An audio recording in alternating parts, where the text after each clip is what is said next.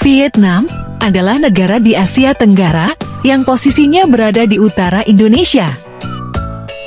Negara yang sering disebut Paman Ho itu beribu kota di Hanoi, atau tepatnya di bagian utara negara itu, dengan Saigon sebagai kota terbesarnya.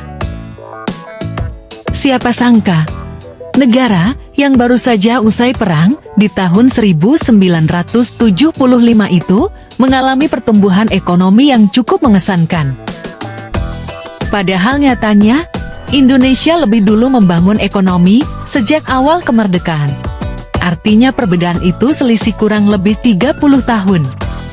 Namun pembangunan ekonomi Vietnam kini semakin dekat dengan Indonesia dan berpotensi menyalip Indonesia menjadi negara maju. Hal ini ditandai dengan pendapatan per kapita Vietnam yang menyalip Filipina dan mulai mendekati Indonesia. Bahkan baru-baru ini, Vietnam mulai masuk ke pasar otomotif Indonesia dengan menginvestasikan dan memasarkan mobil nasional mereka. Sebelumnya, mobil merek lokal Vietnam terbaru pada tahun 2022, VinFast, telah memproduksi mobil listrik SUV VF8 yang menyasar pasar Amerika Serikat hingga pasar Eropa.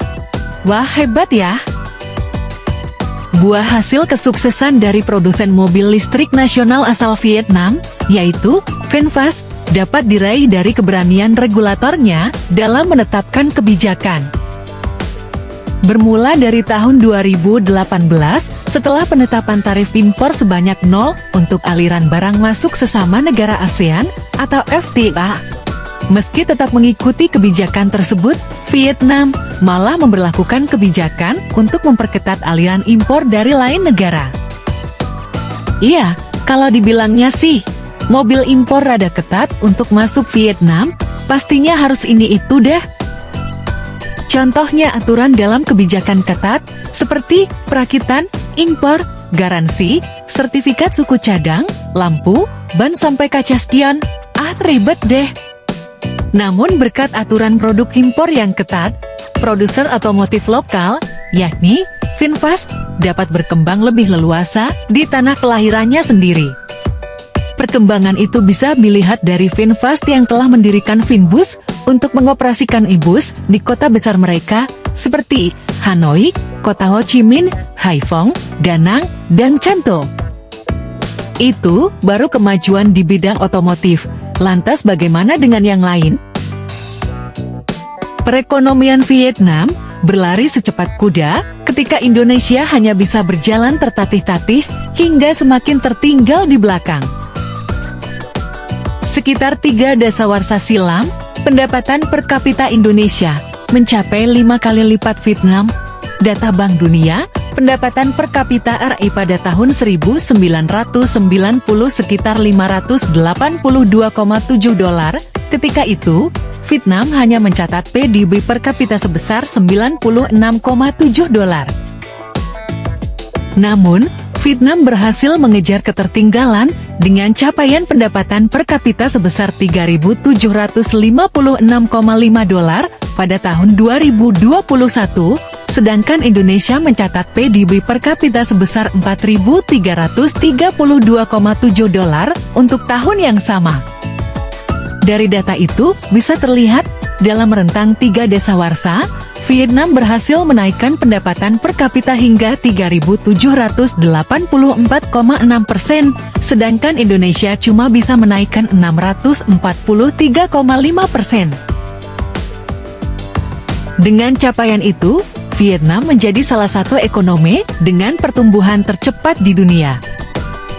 Pada tahun 2022, sebagai gambaran, Vietnam mencatat pertumbuhan PDB sebesar 8,0%, jauh di atas negara-negara tetangga, bahkan Indonesia cuma bisa tumbuh 5,3%.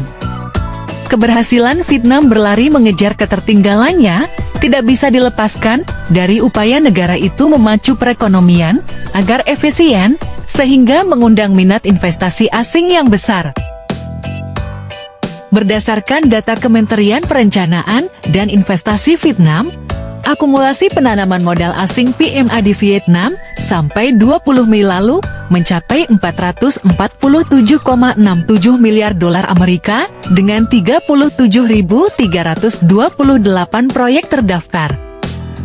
Singapura, Jepang, China, Taiwan, Hong Kong, dan Korea Selatan adalah 6 investor asing utama di Vietnam dengan nilai penanaman modal setara 76,6% selama 5 bulan pertama. Indonesia bukan tidak berusaha untuk mengerek perekonomiannya agar melaju lebih kencang dan berkelanjutan. Beberapa kebijakan utama ditempuh untuk mengeluarkan Indonesia dari jebakan middle income trap. Salah satunya adalah kebijakan hilirisasi nikel. Pemerintah juga menggenjot hilirisasi bahan mentah lain melalui pemrosesan minyak dan gas seperti kelapa sawit, produk olahan, rumput laut, dan lain sebagainya. Akan tetapi, upaya itu akan sulit menjadi ketika sisi efisiensi investasi masih kalah. Vietnam berhasil menarik investasi masuk, salah satunya karena tingginya efisiensi investasi di negara itu. Penyebab ekonomi Indonesia yang mulai dirasa disalib Vietnam dalam konteks Indonesia, ada PR besar terkait pemberantasan, praktik korupsi, dan pungutan liar.